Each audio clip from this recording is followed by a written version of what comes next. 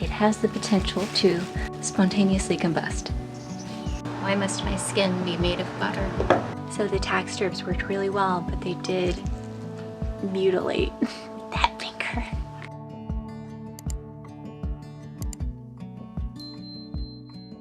Today we're gonna work on removing this old, musty, nasty fabric from this vintage rocking chair. And I've never done this before, so we'll see how hard it is to get these little brads off. Hopefully not difficult. And hopefully it doesn't spray me in the face with dirt when I do it. I was just wondering, are these reusable? And then this broke, so they're not reusable.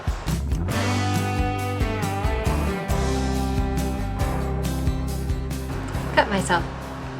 How? How? How? Why?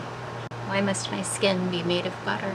I'm back. I have a napkin on my finger. I'll live. Somehow I just skinned the pad of my pinky finger and gave myself a blood blister at the same time. So pretty fun.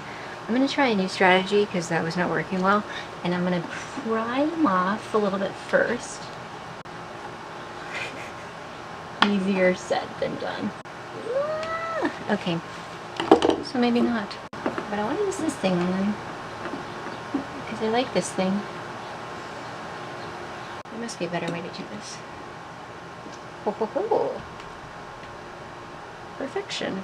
Okay, so maybe that will work.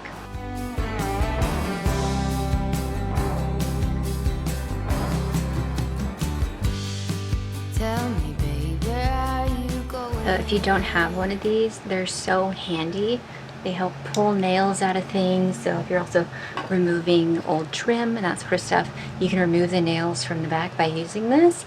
And rather than using the back of a hammer, which can dig into the wall and leave impressions, this is nice and rounded, so it's less likely to leave marks and indentations. You can also use them as tile nippers. So if there's a little piece of tile you need to clip off, I did that in the bathroom. It's very helpful. Prairie wind goes on blowing. Whenever I do end up wandering around below the back porch, I'm gonna need to be very careful. I mean, for a variety of reasons. You never know what creatures are under there, but also because of all the random stuff I've dropped through the slats on this back porch while working, including a sharp little brad just now. So, a reminder to me whenever I go down there, be wearing lots of protective gear. I'm tied to you. Tell me, babe, what are we gonna do? Another one gone under the back porch. Okay, well, this is actually interesting. So I can see that they hid the ugly parts in the back, which makes sense because you're less likely to see it. So when I am reupholstering, I will do the same. Time to see how disgusting this is. Where to get the magic? I just gotta have it. Should we look at the underside? Whoa. Okay. It's clearly very old. I can tell it's at least mid-century, if not earlier, because it uses flathead screws, and the tacks I'm noticing here have yellow discoloration, which is very similar to the tacks I found on the shiplap in the kitchen that I exposed. It contains, what is it? I'll find what it contains. Some sort of metal component that turns yellow over time. And I'm noticing that here on some of these tacks that they're also that way. So it makes me think like, maybe this is very old because my house is 1914 and those tacks are from 1914. It's clearly been reupholstered many times. You can see lots of little nail holes. So I'm wondering, do I just upholster on top of what's already there?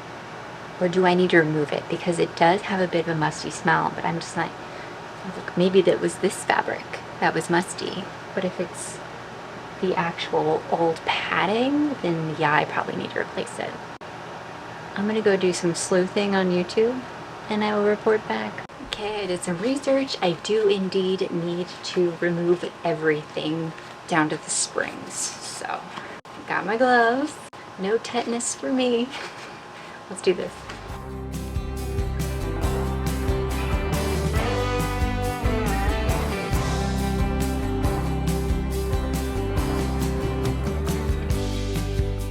Okay, it's in pretty good shape, I think. The springs and everything.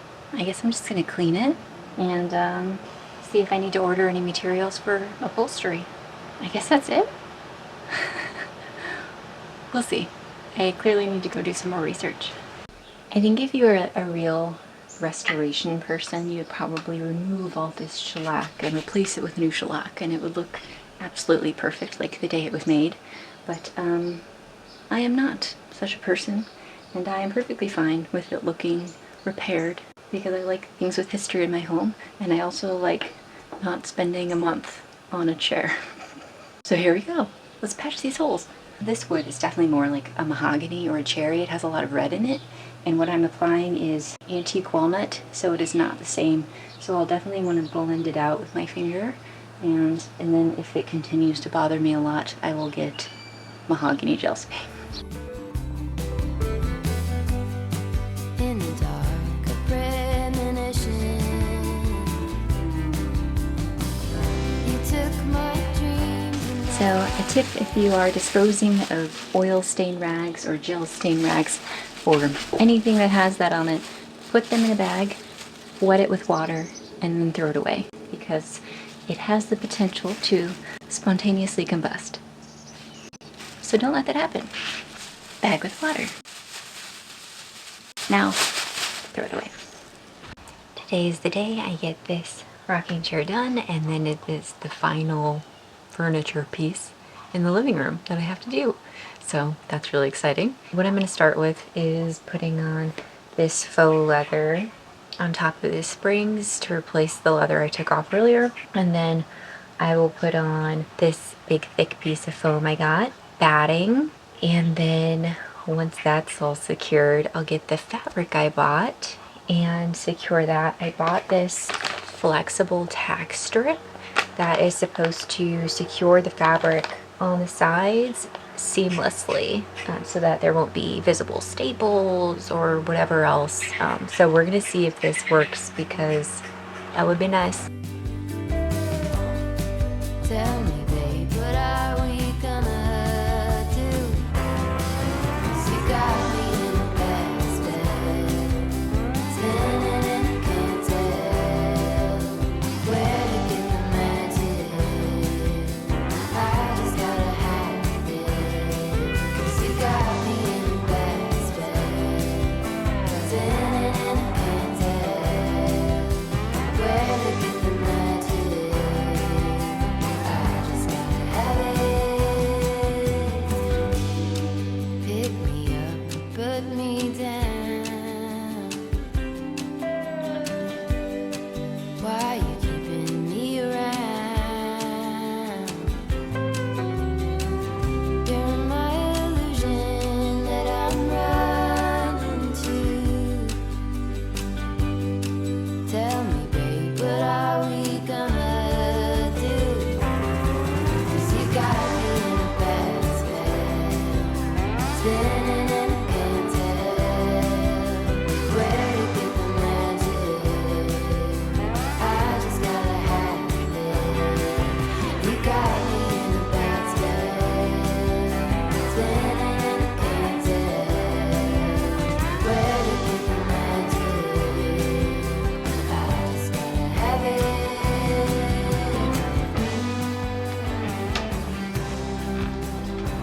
Is it perfect?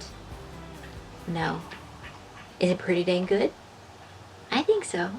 I think I may get some like brocade ribbon for the hems just to hide any unevenness, but it's extremely comfy. I didn't mess up the expensive piece of fabric I bought, and I like how it looks. I'm sure a professional upholsterer could have done a lot better job, but this was free, so I like free. Steve seems to like it as well. Hopefully he just won't want to scratch it. The good thing is he's kind of scared of jumping into rocking chairs by himself, so my hope is that he'll never come in this chair and start scratching it up, except for when I'm in it. in which case you won't be allowed to scratch. What do you think? Do you like it? It's very comfy. It needs like a lumbar pillow or something, but I'm pretty pleased with this. So the tack strips worked really well, but they did mutilate that finger. Can you see? So at the end, I was just like blotting blood and trying to get that dang piece of fabric down and not get blood on the fabric, but I succeeded. I really like it.